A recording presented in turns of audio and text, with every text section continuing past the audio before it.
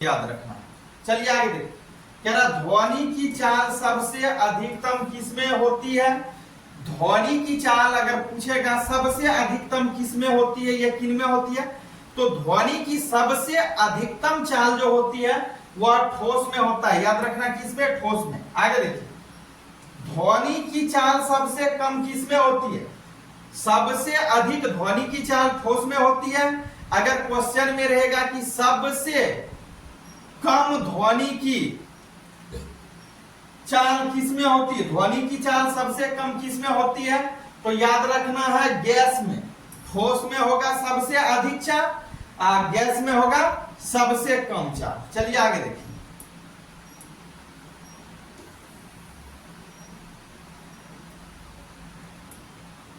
आप लोग से थोड़ा सा रिक्वेस्ट है कि वीडियो को शेयर और लाइक जरूर कीजिए, वीडियो को शेयर कर दीजिए। चलिए आगे देखिए, कहता है एल्युमिनियम में ध्वनि की चाल कितनी होती है। अब एल्युमिनियम जो होता है, कह रहा है एल्युमिनियम में पूछ रहा है ध्वनि की चाल कितनी होती है। किसमें ध्वनि की चाल, एल्युमिनियम में। तो एल्युमिनियम में ध्वनि की चाल जो होती है वह होता है 6420 मीटर प्रति सेकेंड। याद रखना 6420 मीटर प्रति सेकेंड। आगे देखिए, लोहा में ध्वनि की चाल, लोहा में ध्वनि की चाल अगर पूछ दे तो लोहा में ध्वनि की चाल जो होती है 5130 मीटर प्रति सेकेंड। आगे देखिए, कांच में अगर पूछेगा ध्वनि की चाल, तो कांच में जो ध्वनि की चाल होती है वह होता है 6400 नहीं, आपको याद रखना है 5640 मीटर प्रति सेकेंड। आगे देखिए, समुद्री जल में ध्वनि की चाल कई बार पूछा गया है, काफी इंपॉर्टेंट है, VVI। देखिए क्या है, समुद्र जल में ध्वनि की चाल कितना होता है या कितनी होती है, तो याद रखना 1533 मीटर पर सेकेंड होता है। आगे देखिए, पारा में ध्वनि की चाल, तो पारा में ध्वनि की चाल जो होता है, पारा में कितना होता है, याद रखना है आपका 1450 मीटर प्रति सेकेंड। पारा में ध्वनि का चाल, ध्वनि के चाल से रिलेटेड कम से कम आपका एक क्वेश्चन रहेगा, तो इस वीडियो को जरूर देखिए और शेयर भी कीजिए। आगे देखिए,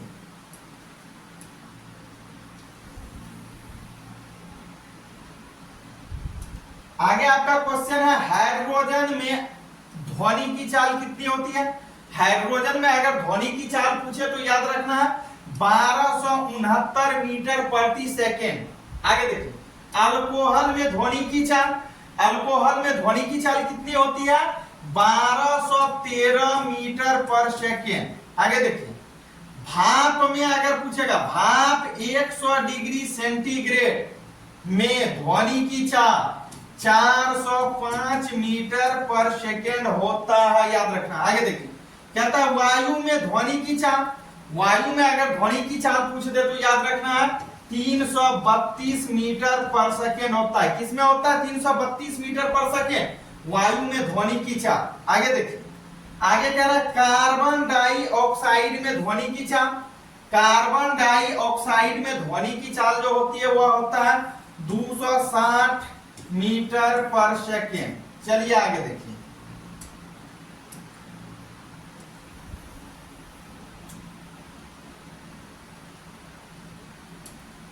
आगे आपका क्वेश्चन है, कह रहा है जल में ध्वनि की चाल। अब तो कार्बन डाइऑक्साइड से पहले देखे, अब पूछ रहा है जल में ध्वनि की चाल। तो जल में ध्वनि की चाल जो होती है 1483 मीटर प्रति सेकेंड। आगे दिया हुआ ध्वनि की चाल एवं तरंगीय दैर्घ्य माध्यम बदलने पर बदलती है, लेकिन आवृत्ति नहीं बदलती है। ये याद रखना है, ध्वनि की चाल एवं तरंगीय दैर्घ्य जो होता है माध्यम के बदलने पर यह बदलते रहता है, लेकिन ध्वनि की आवृत्ति नहीं बदलती है। याद रखना, लेकिन ध्वनि की आवृत्ति नहीं बदलती। आगे देखिए, कह रहा दाब बढ़ाने पर या घटाने पर, जब हम दाब को बढ़ाते हैं या जब हम दाब घटाते हैं तो उस समय ध्वनि की चाल पर क्या प्रभाव पड़ता है, तो उस समय ध्वनि की चाल पे कोई प्रभाव नहीं पड़ता है, यानी कि अपरिवर्तित रहता है। तो इसका आंसर होगा अपरिवर्तित, अपरिवर्तित रहता है। चलिए आगे देखिए।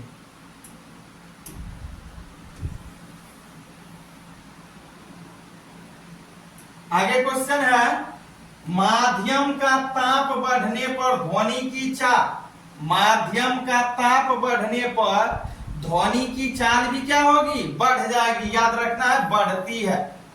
आगे देखिए,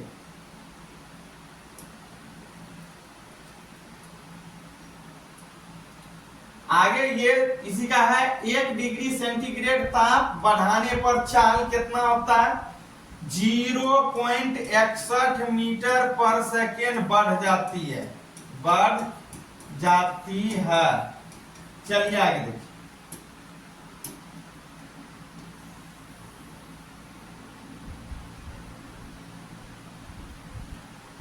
आगे क्वेश्चन है, कह रहा नमी युक्त वायु का घनत्व, नमी युक्त वायु का अर्थ क्या हुआ, जिस वायु में आर्द्र की मात्रा, हल्का फल्का पानी की मात्रा है, नमी युक्त। तो कहता है नमी युक्त वायु का घनत्व शुष्क वायु के घनत्व से सूक्ष्म सूखा, मतलब अभी का समय बोल सकते हैं, गर्मी का मौसम। तो कहता है शुष्क वायु के घनत्व से क्या होगा या क्या होती है, तो अधिक होती है। याद रखना, अधिक क्या चीज, नमी युक्त वायु का घनत्व जो होता है वह शुष्क वायु के घनत्व से कहीं अधिक होता है। आगे देखिए, शुष्क वायु की अपेक्षा नमी युक्त, क्या रहा, सूक्ष्म वायु की अपेक्षा नमी युक्त वायु में ध्वनि की चाल अधिक हो जाएगी। तो याद रखना है, अधिक होती है, अधिक होती है। आगे दिया, ध्वनि के मुख्यतः 3 लक्षण कौन होते हैं, यहां मुख्यतः होता है, मुख्यतः ध्वनि के मुख्यतः 3 लक्षण क्या है, तो ध्वनि के मुख्य 3 गो लक्षण जो है याद रखना है, परवलता होता है, तारत्व होता है, गुणता होता है। गोहर्षु का नो तो आकर गुणता।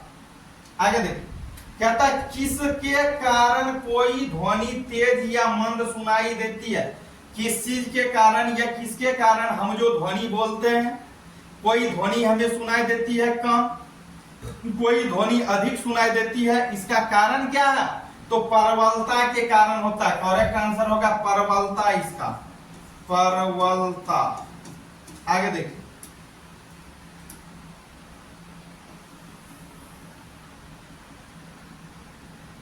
आगे क्वेश्चन दिया हुआ है, ध्वनि की परवलता व्यक्त करने का मात्रक है।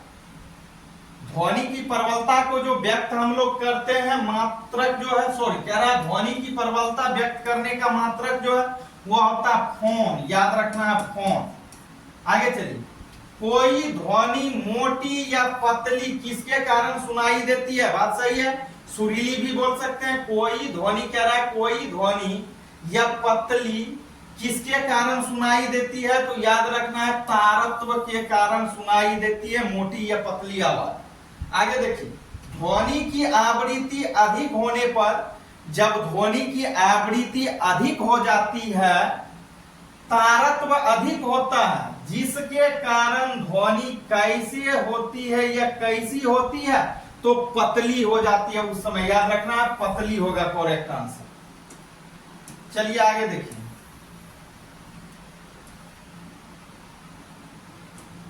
अगला क्वेश्चन है, आवृत्ति कम होने पर तारत्व कम होता है, बात सही है। जब आवृत्ति घटती है या कम होती है तो तारत्व जो होता है वह कम हो जाता है, जिसके कारण ध्वनि कैसे सुनाई पड़ेगी, तो मोटी हो जाएगी, मोटी आवाज।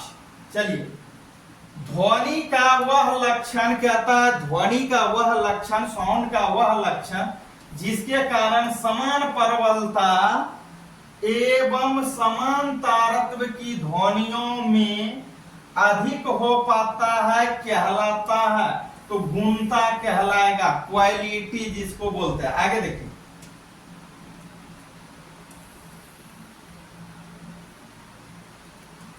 अगला क्वेश्चन है, ध्वनि की गुणवत्ता किस पर निर्भर करती है।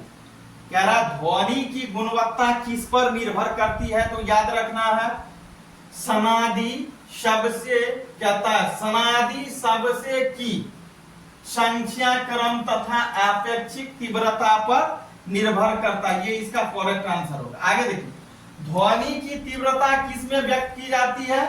ध्वनि की तीव्रता को जो व्यक्त हम लोग करते हैं बेल में करते हैं, याद रखना बेल में करते हैं। चलिए देखिए आगे है, एक बेल बराबर क्या होता है पूछता है, कई बार पूछा गया है। एक बेल बराबर होता है 10 डेसिबल। एक बेल बराबर कितना होता है? 10 डेसिबल, याद रखना। चलिए 345 क्वेश्चन पूरा हो गया। आगे देखते हैं फिर अगले क्लास में। तो आपसे छोटी सी अपील कि वीडियो को शेयर कीजिए और लाइक कीजिए।